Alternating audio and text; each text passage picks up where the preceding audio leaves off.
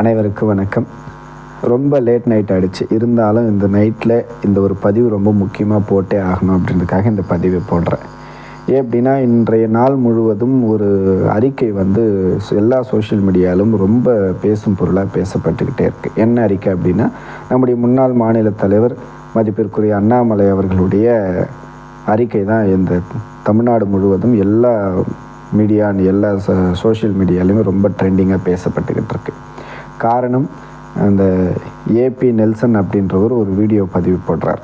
அதில் நம்முடைய மாநில தலைவர் அவர்கள் கோயம்புத்தூர் பக்கத்தில் ஒரு வில்லேஜில் கிட்டத்தட்ட 80 கோடி ரூபாய் செலவு பண்ணி ஒரு லேண்டை வாங்கினதாகவும், அந்த லேண்டில் பெரிய ஸ்விம்மிங் பூலோடு பெரிய பங்களா கட்டுறதாகவும், தன்னுடைய லேண்டுக்கு போகக்கூடிய பிரிட்ஜை திமுக கவர்மெண்ட்டு தான் கட்டி கொடுத்ததாகவும், அவருக்காகவே கட்டி கொடுத்ததாக ஒரு பொய்யான ஒரு உருட்டுக்களை நிறைய உருட்டியிருப்பார்.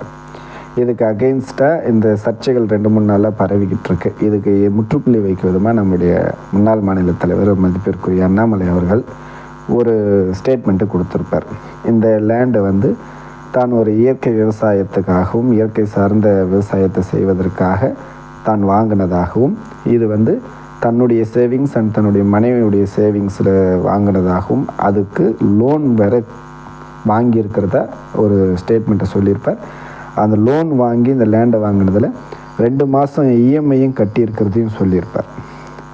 இது உங்களுக்கு அப்படி டவுட்டாக இருந்ததுன்னா, கண்டிப்பாக எத்தனையோ கிராஸ் எக்ஸாம்ஸ் இருக்குது, நிறைய தேடல் டெக்னாலஜி எங்கேயோ இருக்குது. ஈஸியாக அவருடைய எல்லா டீட்டெயில்ஸும் உங்களால் எல்லாராலையும் கொண்டு வர முடியும்.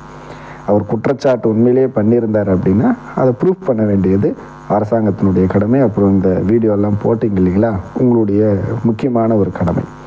உடனே ஒரு நெல்சன் அப்படின்ற அந்த வில்லங்க சான்று ஒன்று போட்டு, இதுதான் அவருடைய லேண்டை இத்தனை கோடிக்கு வாங்கினார் அப்படின்னு ஒரு பதிவையும் போட்டிருந்தார். அதுக்கப்புறம் அந்த லேண்டு ஒன்லி அக்ரிகல்ச்சர் லேண்டு, சுற்றி எந்த ஒரு கட்டுமான நிகழ்வுகளும் நடக்கலை. அதுவும் ஒரு சிலர் வீடியோ நம்ம ஆளுங்க ஷேர் பண்ணி இருக்கிறாங்க. அங்கே எந்த ஒரு கட்டுமானமும் நடக்கலை. அந்த ஒரு ஆறை தாண்டி தான் அந்த லேண்டுக்கு போகணும். அந்த பிரிட்ஜு கூட 2021 கட்டினாங்க அப்படின்ற ஒரு ப்ரூஃபையும் நம்முடைய சகோதரர்கள் பதிவிட்டிருக்கிறாங்க. அப்போது யாருக்காக, யாருடைய டையப்புக்காக இப்படி ஒரு உருட்டினார் அப்படின்றது நெல்சனுக்கு தான் தெரியும், நமக்கு தெரியாது. இதில் வேறு அவர் ஒரு அட்வொகேட் வேறு.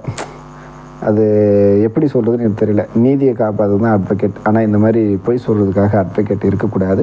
பட் நிறைய சொல்லியிருக்கார். நானும் அவருடைய ஐடியெல்லாம் செக் பண்ணி பார்த்ததில் அவருடைய ஃபோட்டோஸ் எல்லாத்தையும் பார்த்தேன். அது ஒரு சில ஃபோட்டோஸு ரொம்ப இம்பார்ட்டண்ட்டான ஒரு நபர்னுடைய ஒரு நடிகர்னுடைய ஃபோட்டோ அதில் இடம்பெற்றிருந்தது. அப்போ தான் எனக்கு தெரிஞ்சது, ஓ சார் எந்த கேட்டகரியில் வராரு. 25 கோடி ரூபாய் சம்பளத்தை தூக்கி போட்டுட்டு மக்களுக்கு வேண்டி நான் பணியாற்ற வரேன்னு சொல்லிட்டு ஒருத்தர் சொல்றாருன்னா என்னதான் எதிர்பார்ப்பு இருக்கும்னு நினைக்கிறீங்க? சினி மார்க்கெட்ல இன்னும் டாப்ல தான் இருக்காரு. ஊழல் பண்ணி தான் சம்பாதிக்கணும் எந்த ஒரு தேர்வு சம்பளம் தூக்கி வச்சு கொண்டாடுற ரசிகர்கள் பட்டாலும் இது எல்லாத்தையும் விட்டுட்டு பல முதலைகள் இருக்கிற களத்தில் குதிக்கணும்னா அதுக்கு ஒரு தனி தைரியம் தான் வேணும். மக்களுக்கு சேவை செய்யணும்னு பல விஷயங்களை உதறி தள்ளிட்டு மக்கள் ஒரு அரசியல் சாணக்கியராகவும் தான் அரசியல் நடக்கக்கூடிய எல்லா குற்றங்களையும் நேர்கொண்ட பார்வையில் பார்ப்பதாகவும் தன்னை பின்பப்படுத்தி கொள்ளக்கூடிய வேலையை தான் அவர் செஞ்சுக்கிட்டு இருக்கார். அது மட்டும் இல்லை ஜி, அந்த லேண்டினுடைய வேல்யூ, அந்த பிரிட்ஜு யார் கட்டினா, அதுக்கப்புறம் அந்த லேண்ட் எவ்வளோ வாங்கினாங்க அப்படின்ற எல்லா அறிக்கைகளும் எல்லாமே நம்முடைய சகோதரர்கள் எல்லாமே உங்களுக்கு வீடியோவாக நிறைய பேர் இப்போ பதிவிட ஆரம்பிச்சிட்டாங்க. இனிமே பதிவிடுவதற்கு முன்னாடி ஒரிஜினாலிட்டியான ஆதாரத்தோடு பதிவிடுங்க. பொதுவாக எல்லாத்தையும் பேசிட்டு போகலான்னு பேசாதீங்க. என்னதான் நீங்கள் பேசினாலும், என்னதான் நீங்கள் எங்கள் அண்ணாமலை அவர் மேல் புகார்கள் வைத்தாலும், அவருக்கு மீதான ஒரு அன்பும் அவர் மீதான ஒரு ஆணித்தரமான பற்றுதல் இந்த தமிழக இளைஞர்கள் மத்தியிலும் உண்மையான பாஜக தொண்டர்கள் மத்தியில் துளி அளவும் சரியாது என்பதை இந்த இடத்தில் பதிவு செய்து கொள்கிறேன்.